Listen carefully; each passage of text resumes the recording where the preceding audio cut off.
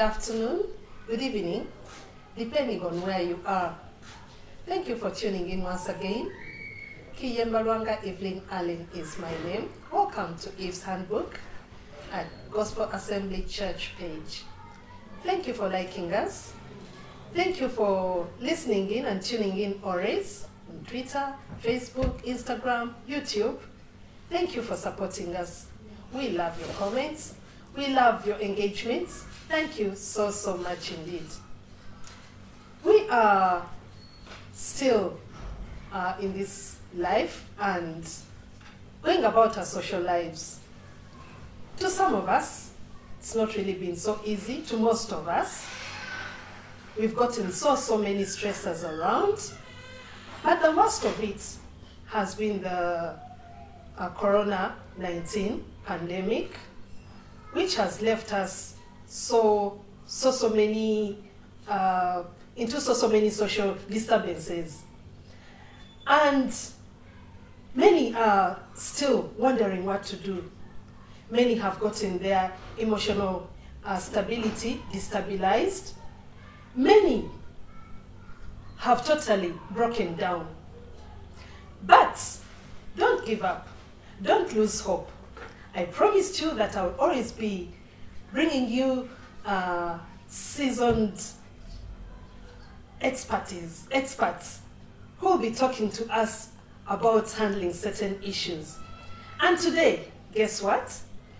I have a guest who is not really a stranger to you, somebody you've had some time back, oftentimes talking to us about our social lives. And she's here once again. Lady Stella is here once again. Lady Stella, welcome. Thank you, my host. Please say hi to our viewers. Good morning, good afternoon, good evening, the viewers. Looking forward to sharing with you today. Thank you, Lady Stella.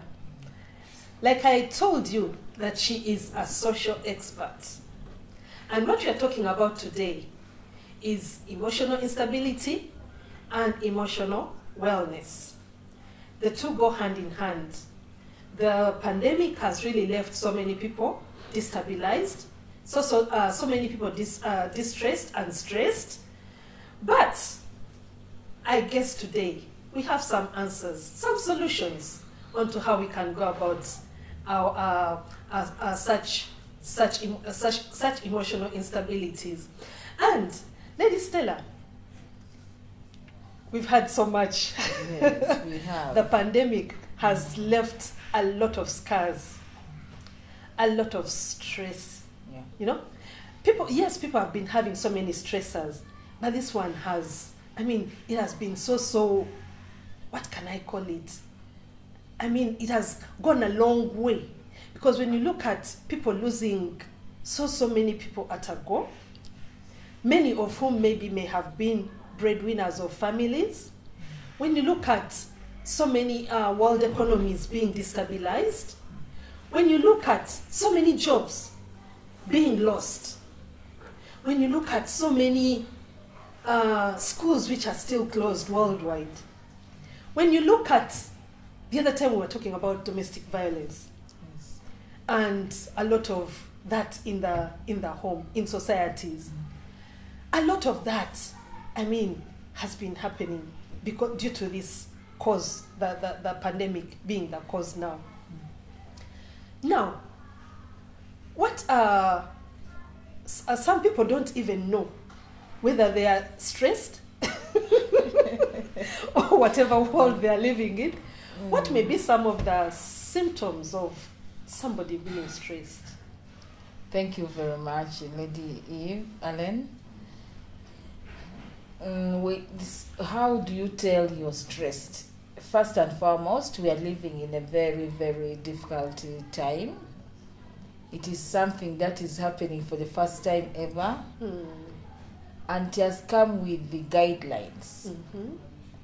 We have social distancing. Okay. We have quarantine for Okay. some. Okay. We have isolation. Okay. And this comes with a burden to us. Okay. Because when they put in place these measures, when they talk of social distancing, it brings about fear. Okay. It brings about anxiety. It brings about anger. It brings about grieving. Okay. Okay. And once this happened to us, unbeknown to us, we may not even know, by the way, that we are stressed. Okay. But the fact that we are contained in one place starts sending in triggering fear. Okay. It triggers anxiety. Okay. It triggers anger, sadness, and grief. Okay. So you find somebody, like somebody you knew who used to be so hyper and happy, you find them dropping low? Dropping low. What makes us hyper? The social networks that we have. Okay. Okay. The friends that we have. Okay. Even our jobs and our families. Yes. But because of this pandemic, COVID-19, there is social distance. There was a lockdown. You could not relate with your friends. You could not relate with family. Okay. Some people lost jobs. Okay. Schools were closed. We are confined in one place. Okay. We don't have any connection with the outside world. The friends that we had, the family you can't visit. Okay. You can't even visit family because they are limiting the numbers of persons to relate with. The social distancing is solved. So with all this, fear sets in. I have a friend of mine. She called me and told me, Eva, I don't know what's happening to me. You know, many times I just find myself bursting out and crying. Could it still be a sign of stress? Yes, emotional instability? It's a manifestation of emotional disability. Okay. Because while we talk out when we have problems, we share with people. Okay. We may not be sharing directly, but we may listen to other people having problems, and it works as a therapy to us who are going through the problem. Okay. But now you don't have anyone to open up to. You don't want somebody, you don't have anyone to share with, because we always say a problem shared is a problem solved. Okay. You don't have anybody to share with. So you find the pent up, the build up, the pressure. Then all you have to do is to burst out and cry. Okay. So when you cry, somehow you steam off that pressure and you relax. Okay. But it would be very, very good to have somebody to talk to. Okay. Yes. So, like this time round, people, they actually don't know. Many, let me say, the world over. Yes. Much as they may find issues here and there, thinking that they are still holding on, but it seems like what they held on to, it is, the grip is getting loose. Yes. And day by day, you find people committing suicide, like we talked about the other time. Yes. We find people abandoning homes. Yes. Both men and women. Yes. Killing their children and their spouses. Now, I don't know, what can we I mean, it is so hurting, so stressing. Yes. What kind of emotional therapy or can you give to such a people? First, thank you very much. First and foremost, we should all think through what we are going through. And we categorize it into two. Okay. There are things we have control over. that one we can comfortably do. Okay. But there are those things that we don't have control over. Now, which are the things that we have control over? You have control over your positive attitude. Okay. How do you look at the pandemic? Okay. How do you look at the things around you? The change that is happening to you. Do you have a positive attitude towards that? Okay. That is very, very important. So you suggest that in spite of it all, we must learn to adapt a positive attitude. Yes. Okay. Because it is something that has come. We didn't expect it. And nobody wants it Nobody anyway. wants it. Okay. So you must have a positive attitude. If it is working from home, so be it. Okay. If it is social distancing, you should. And we should follow the guidelines. Okay. The people who are giving us guidelines are doing it for our own good. Okay. Because they have the mandate to do that. So as the guidelines come in, you should follow the guidelines. And then when you start following the guidelines, you will find that it is within your control. If they say don't go where there are crowded people, you will not go. When they say sanitize, when they say social distance, and you do that, you'll find peace. But you know what? It is also amazing. Yes. You look at people today, you look at the news, Yes. Sky News, Uganda News, wherever. Yes. And people are just walking like nothing has happened. But people are not sanitizing, people are no longer putting on their masks, people are no longer social distancing. I mean, when you look, you are. That's why we said what you have control over. Your own social distancing, you know it. Okay. How do you do it? Because if you go by what people are doing, that is more stress to you. Oh. But how do you do social distancing? Okay. You have control over that. If they say 1.5, how do you do it? If they say 2 meters, how do you do it? Okay. You have control over that. And you're able to do that comfortably. Okay. In terms of kindness and being graceful, it's within your control. Because everyone is going through problems, the same stress. But how do you extend? Of course, you're able to be kind.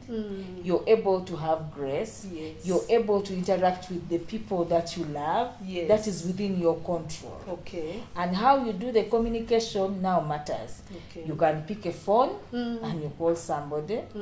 You can pass by and wave to them, to someone, the people you like. Okay. What about the ones you don't like? No, of course, you're responsible for your own wellness, your own emotional well-being. Okay. So why do you go to somebody you don't like to give you, to stress you? You know, there are some people who say that do good indiscriminately. But anyway, that is part of life. Yes, then also what you can do, of course, during this time when you're not interacting with people, when they are saying isolation, they are saying distancing, you find something to do.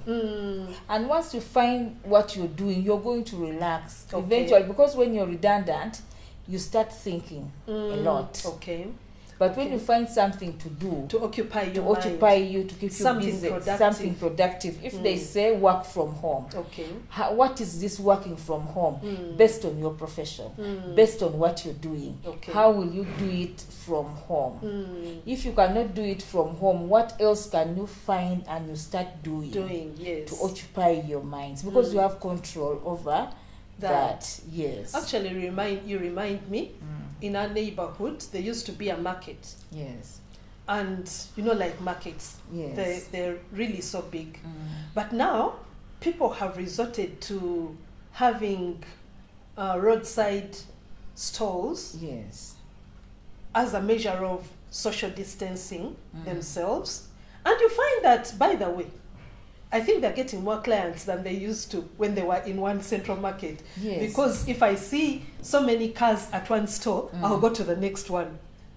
because there's no parking. Because there is no parking, Yes. or there is no parking, so I'll go to the next parking. Yes. So you see that each one is they're able to share the clients, and That everyone. is the kindness. Yes. That is the grace that should give to other people. Yes. If you're all doing the same thing, how do you then fit in with your other colleagues to do it? Because now you're finding these are the people you're going to engage with as you leave home to get to them. Yes. How acceptable are you to them? Yes. So that means we have to still maintain our social fiber strong. Yes. Okay.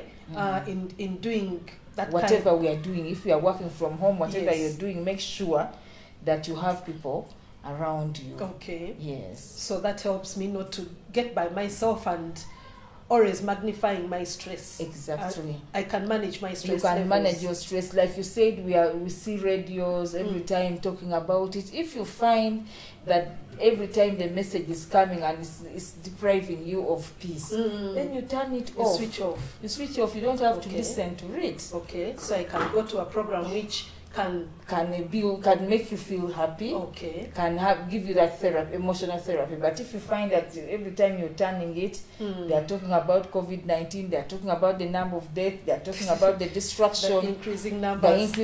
increasing numbers, and you don't want that, turn it off.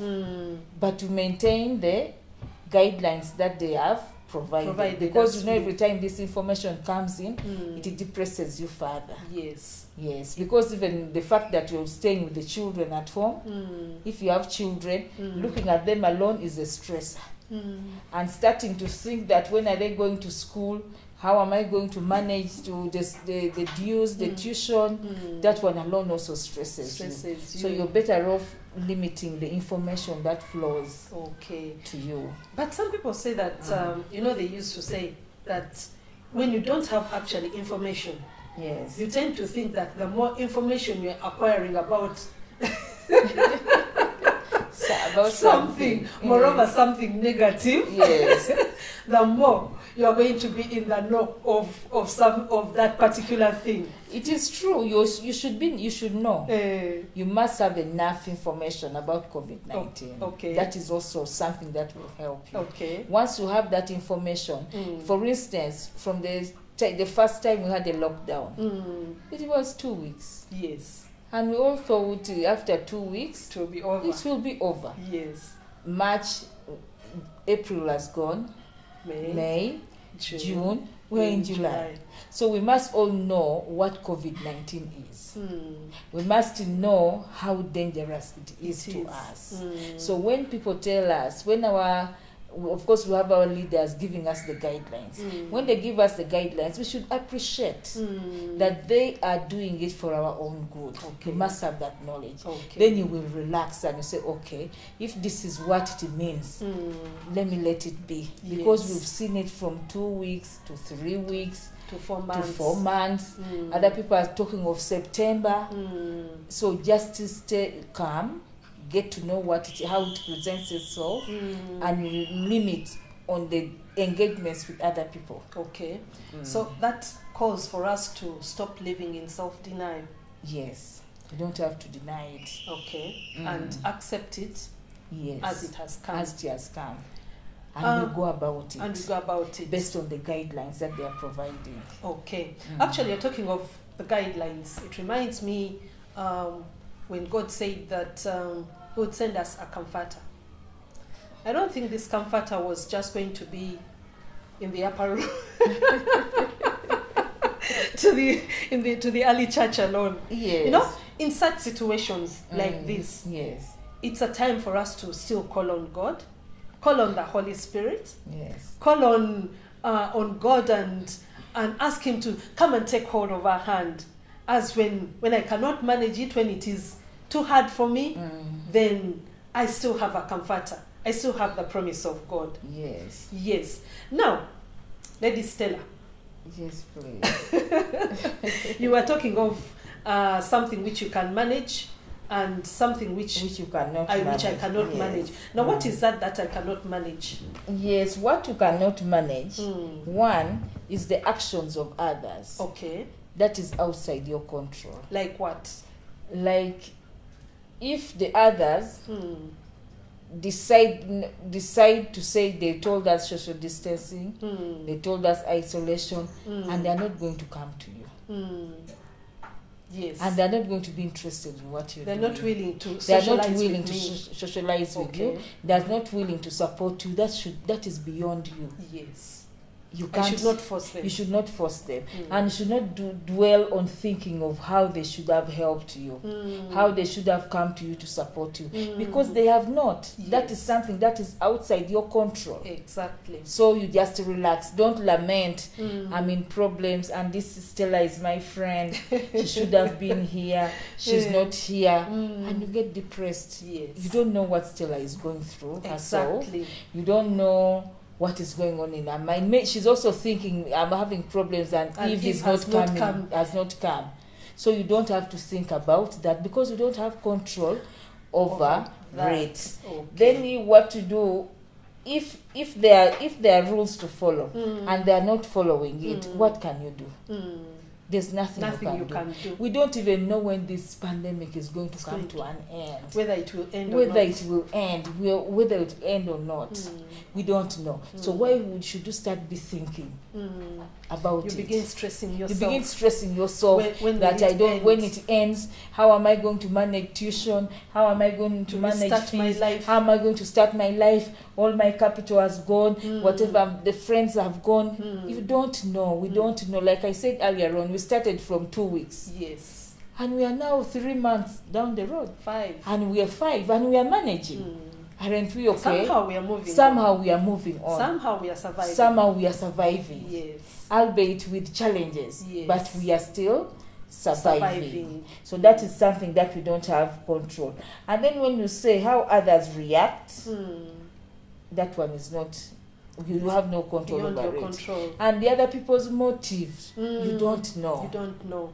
And the most important thing is we don't even know when the pandemic is coming to an end. We don't know.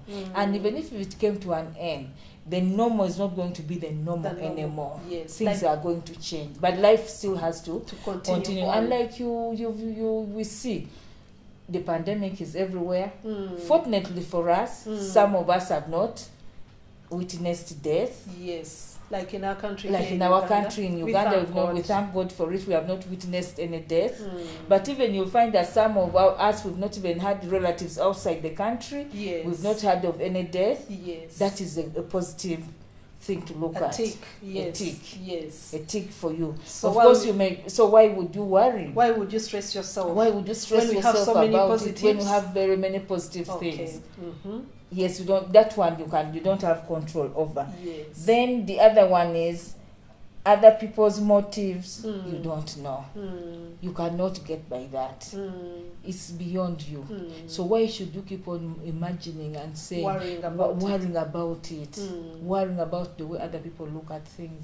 That is not part of you. You should look at what you have control over directly internally. That what you have control over is what you deal with, and before you know it, the surrounding is calm. And will fit in what you have control over. Okay. And you'll find that you are settled. Yes. Okay. Most people think that you hear a lot of stories, this one, that one, but you, like you've said, you cannot go there to tell them ABCD. Yes, you can't. And you don't have that might anyway. No, you don't. You don't have that might anyway. Yes. And we have people coming in. Yes. We have had quite a number of people who have been treated. Yes. And they have recovered. Yes. How would you advise the society where they are going to live in? They're in, because some of them, it's like they look at them like outcasts. You remember when the AIDS, let me call it also the AIDS pandemic came? Yes. Some people ran away, migrated from villages. Yes. But they later found out that actually wherever they went to, somehow it still caught up with them. Yes. And they just had to learn to stay. To live with it. To live with it. Yes. Now, how would you advise people who feel that these people are outcasts in their society?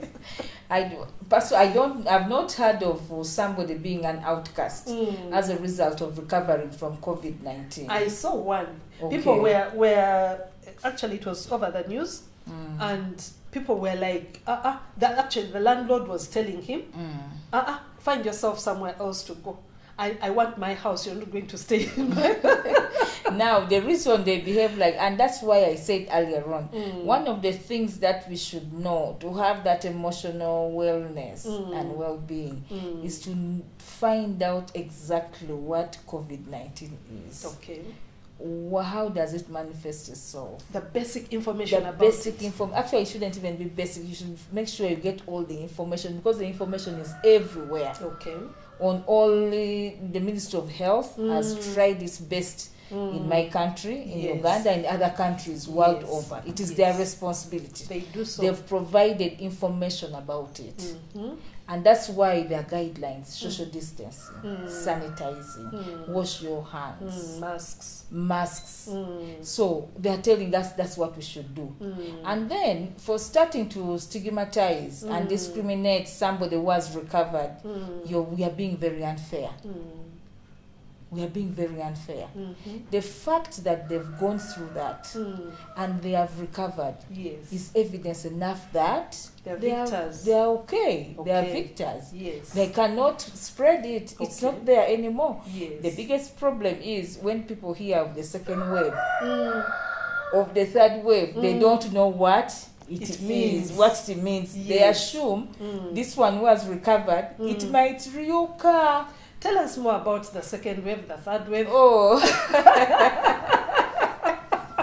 that one, like His Excellency said, is for the scientists. Okay, they should be the ones to guide that.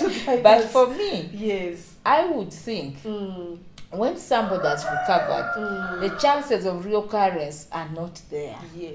But even if it reoccurred, they've already given us measures that we should do to ensure that we don't get it. The problem is that people don't want to follow instructions. That is where the problem is. They don't want to follow the guidelines. Like I said earlier on, because they've not seen anyone drop down dead. So they think, it's not there. They are imagining. They think, no, it is not there. But you don't have to see somebody.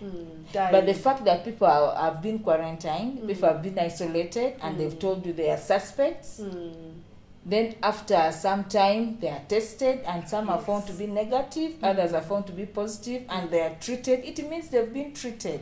So it doesn't help you to doubt the certificates that they've been issued. But even people doubted that Jesus had risen. Of course, people doubted. Thomases will always be there. They will always be there. But it's very unfair for somebody to treat somebody who has recovered that way. It is very, very bad. Because it wasn't their choice. If they saw it coming, they would avoid it. Right, exactly. But the fact that she came and they've gone through, they've recovered, it's okay. It's just like malaria. And thank God they recovered. And exactly, they recovered. So when they've recovered, there's no need for you to start stigmatizing them and discriminating against them. Okay. It is not proper. It's not proper. It is not. So, you as a social expert. Maybe you could equip societies. With a kind of gloves they should have in welcoming back these people. God said that the Bible says that we are co-workers together with Him. And if God has called us to save lives, not only from their sins, to help people get out of their sins, but from different situations, like this one that we are faced with. God told us, He promised us that He would equip us. Now, people like you who are social experts, I know have tips on how to equip society, on how they should treat these people. First and foremost, if this landlady, yes, who was saying I don't want you in the house, says that because this person is not a relative, assuming it were her or his son, relative, yes. what would they do? Exactly. What would they do? Exactly. What people should do is to, if they've been cleared by the medical workers who are the professionals in this thing, then who are you to doubt them? You don't have to doubt them. Ignorance. Yes. It's ignorance. And that's why we say they must have information. They must have the knowledge about it. So you are calling on the public, society, wherever they are, to acquire information about all this. Yes, they should. And if somebody comes, you should treat this person the way you would have wished to be treated, assuming you are the one who had been declared COVID-free. Would all your tenants run away because the landlord was confined? They will not. They will welcome you. They will welcome you back. They were relieved we are not asking for the rent. Yes. Now that you've come, they should still welcome you. Yes. So that you can still give them that liberty of finding rent later on. Yes. So the most important thing anyway is for us to accept them.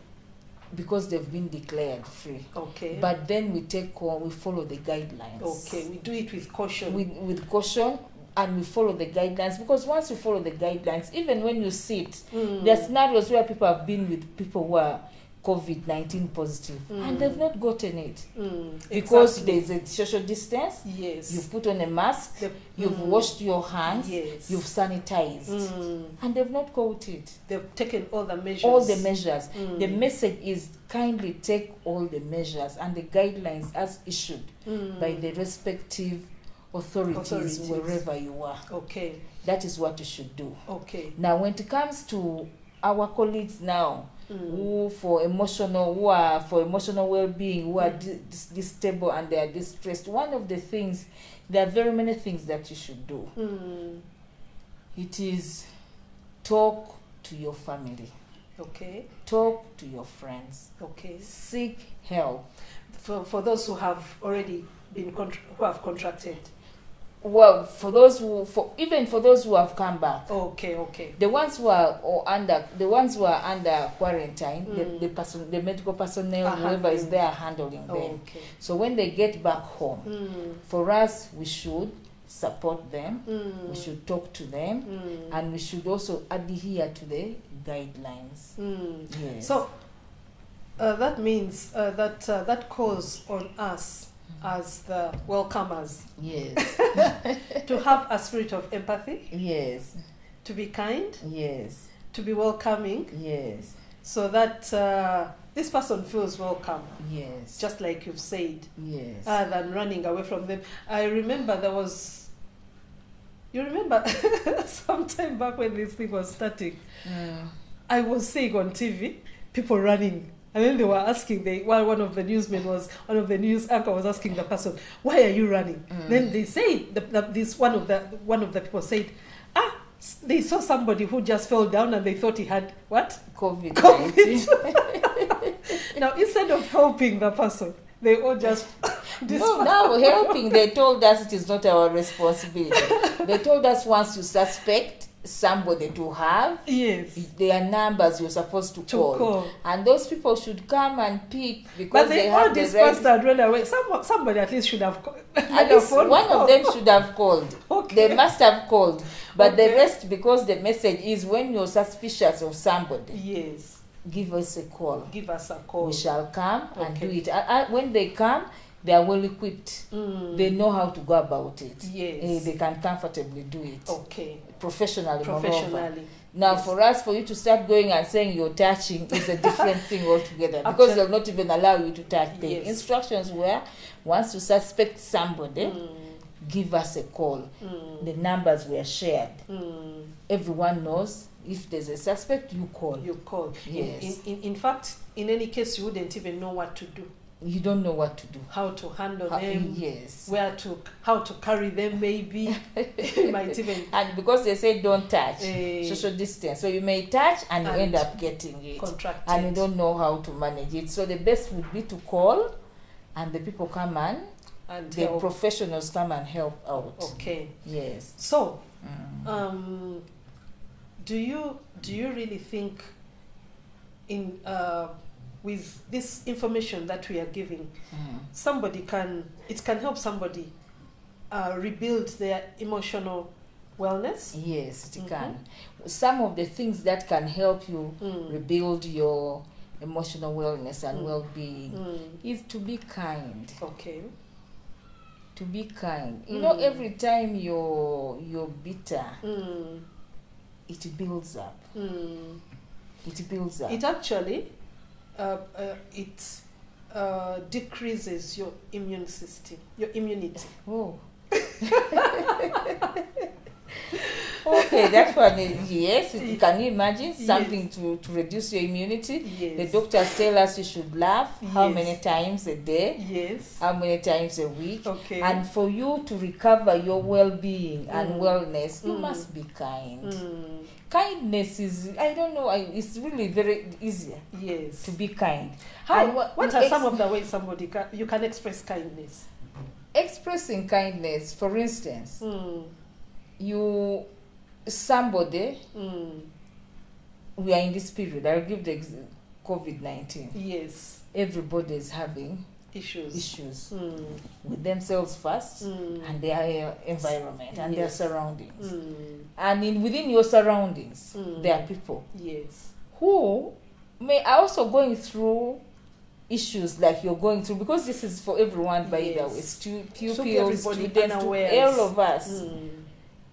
And there's somebody who may need something that you're in position to provide. Yes. It may not even be anything tangible, but a word. Yes. They need comfort, comforting words. Or they even need action to help them out of what they're going through. Or they need a push. Yes. What is wrong with doing that? There's nothing wrong. There's nothing wrong with that, because when you do it, you feel relieved. You feel joy. You feel joy because you've made somebody feel good. Yes. That one alone will let you also relax. The tension will get down. Actually, it reminds me of, you remember these people, the war victims. Yes. Refugees who keep coming in. Yes. The first thing that helps them to settle down is acts of kindness. Yes. They're given shelter. They're given food. Yes. They're given somewhere maybe to dig. Yes. So that they settle down and their emotional stability and wellness is catered for. Yes. Yes. And they may not forget what they've gone through, but at least they are finding solace where they are. And that one becomes something very, very good. Compassion. Yes. You must show love. You must be patient. Because I'm telling you, what you're going through, another person is also going through. Maybe at a very high degree. At a very high degree, but you just don't know. But how patient can you be with everyone around you? Yes. That one alone gives you stability. But you know what, Lady Stella? Yes. Somebody said that you cannot give what you don't have. Don't you think that emotional wellness should first start with us? Each and every one of us must, as it should be a must to work towards that, so that out of the bounty that we have received, we are able to dispense onto and one of others. The way of working out of that is by being kind. It's by loving. When you start being kind, when you start loving, no, even to other people. But I cannot love you if I don't love myself. Yes, you may not love me, and that's where I said you don't know what others are going through. At times, you may think yours is too much that no one will understand. But let me just pass a piece of kindness to the other person, unbeknown to you. You end up, the moment the other person feels nice and they're excited and they're joyous, they're showing you the joy, you're going to look at it and it will melt your heart. Affects you. It affects you positively. Okay. Yes, it affects you positively, because to see somebody excited about the kindness you've shown them, the love, you're patient with them.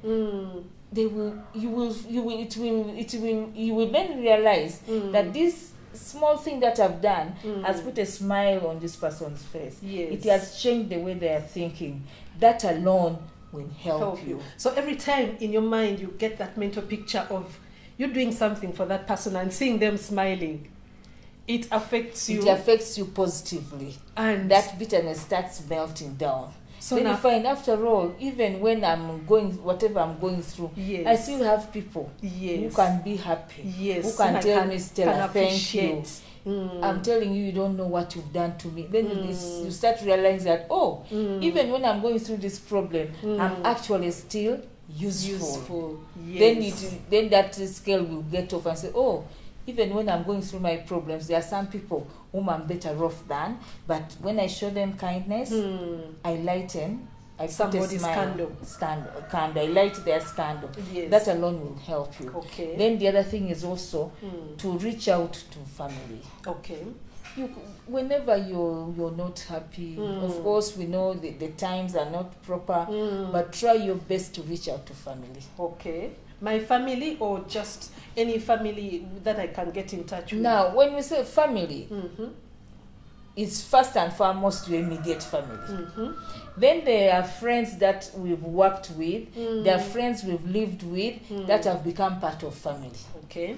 And you still get to those. Yes. But of course, when in most cases we think of our immediate family, this family, the biological family first, which is very, very important, because we all know in all families world over, there is a bond. You may disagree, but there's still a bond that keeps you together, which cannot be broken.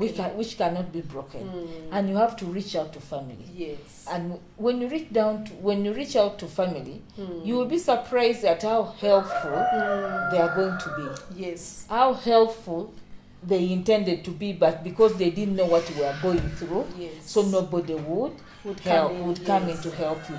So you must reach out to family. Okay. And make sure you understand COVID, like I said. Okay. Understand it, that this is how it is. Okay. And before you know it, you'll be fine. Yes. Because even where we are seeing people dying on TV, there are people who are not dying. Yes. Within that same community. Exactly. They are moving, like you said, but they mask, sanitizing, washing hands. You will still move with them.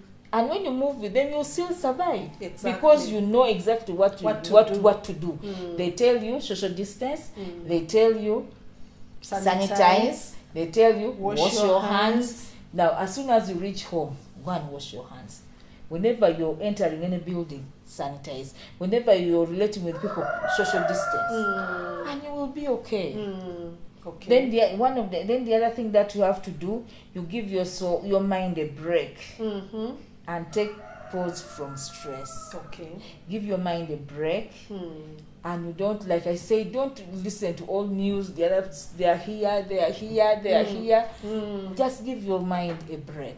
Once you give your mind a break, you will find that, sift through the information information that comes. Not all information is information. Okay. Not all information that is good for you. Okay. There's some that is not good. Yes. Just avoid that information. Yes. And focus on what is within your power. Okay. What you can control. Okay. What you cannot control is not your responsibility. Don't strain about it. Okay. Focus on what you can do as a person. And if you can also reach out for help. What's wrong with reaching out for help? Everybody needs help. Yes. And we all need help in one way or the other. And for us to be emotionally stable and emotionally well, we have to reach out for help. Yes. Help. There are times when you're going through something and you even have the solutions. You have the answers. You know what you're supposed to do. Yes. But you only need somebody to give you a pat at the back to say, Stella, to confirm confirm what you're saying. Okay. To say, yes, that is right.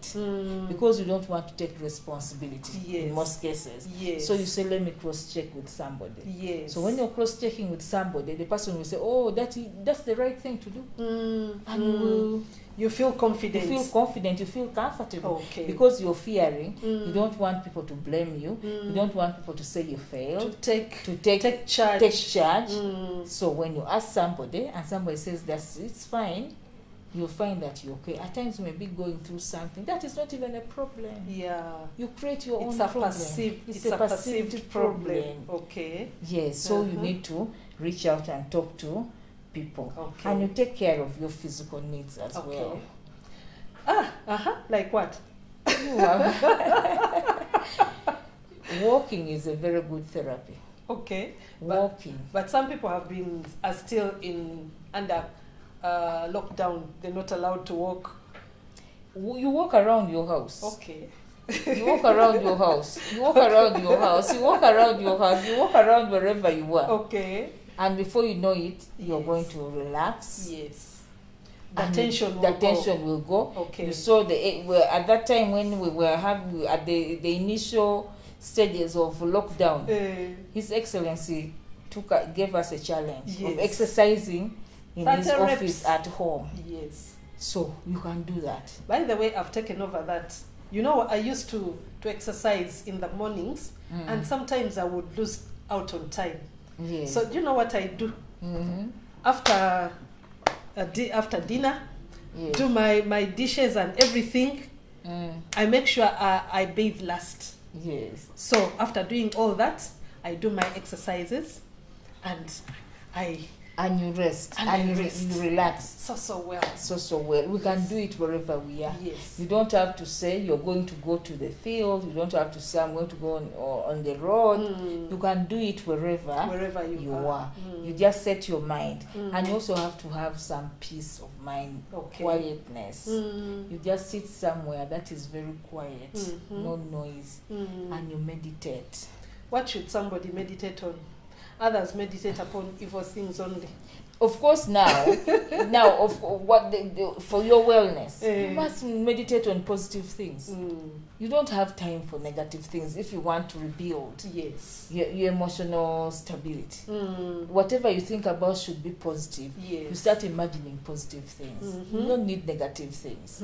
So when you get to negativity, anything negative energy, you just keep it away. Look at the positive things that you should be doing. Okay. Yes, and that time you must always have more time to relax. Okay. Relaxation. At times when you take too much, you strain on yourself. You get disorganized. Yes. I personally, because I've not been very well for some time, when I work for long hours, I get disoriented. Okay. I've decided to take it one at a time. Yes. If I work today, tomorrow I should rest to rebuild. Yes. The following day I have to work. Yes. So you must also take off time to relax. And you know, most people think that they actually, we the elderly think that we are still young. Yes. Even at 50. You still think that you're going to function like you functioned at 20. At 20. Now, Lady Stella, in 2-3 minutes, we would want to say a word of encouragement to our viewers and encourage them to build their mental wellness and so that they can be able to stand the test of time. Thank you very much. One of the things I would like to leave you with, you all know yourself. You know your mental stability, the level of your stability, emotional stability. The moment you start sensing that there's something that is not okay, don't let it go. Try to identify that stress. Okay. And you avoid it. Okay. We can manage our emotional well-being. We can manage Mm. because get to know what stresses you. And once you get to know what stresses you, keep away from it. Okay. You will be okay. Okay. Especially this time. Mm. I want to tell you, viewers, wherever you are, all of us are going through the same problems you're going through. Worldwide. The children are at home. They've never stayed at home this long. They're also stressed by them. They are. Yourself, you're stressed. Everyone around you is going through the same problem. The best would be identify the stressors and avoid them if you can. And if you can't avoid them and they're part of you, learn how to live with it. Okay. But then also find time to talk to a trusted person. Okay. Get one person who is trusted, you talk to them for you to be okay, because the moment you're not emotionally okay, the next thing is mental health. Exactly. Your mental health will be affected. Sure. So the best would be You'll get a mental breakdown. You get a mental breakdown, depression, and you don't know what happens. So the best would be find a trusted person to talk to. Okay. Yes. Thank you so much, Lady Stella. Our viewers, she still has a lot for us, and I'm sure we'll still have more time to have her with us some other time to come. But on a very strong note, let's take it to what she has told us. Let's build a mental wellness. By the way, nobody is going to build it for you. It all starts with us. And you cannot be of any help to somebody if you yourself, you are a mentor, if you are mentally derailing. So, this is a very, very sensitive issue, yet very, very vital for the well-being of us all. And I believe that we will learn how to live with the pandemic as long as we take all this into consideration.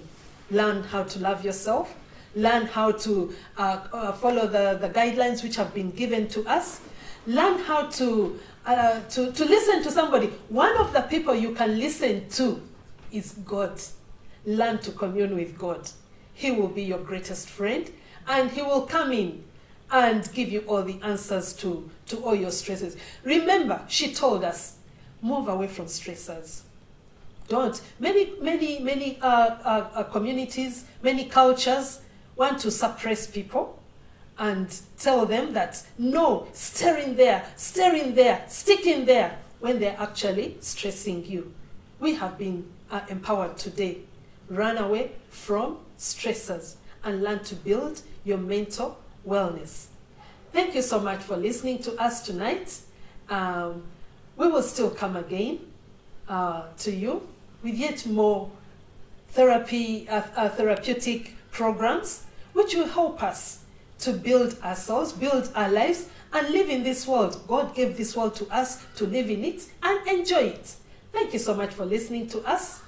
Don't forget to tune in every Tuesday on Twitter, Facebook, Instagram, YouTube. God bless you. And don't forget to sanitize. Don't forget to wear your masks. Don't forget to wash your hands. And don't forget to keep your social distancing. God bless.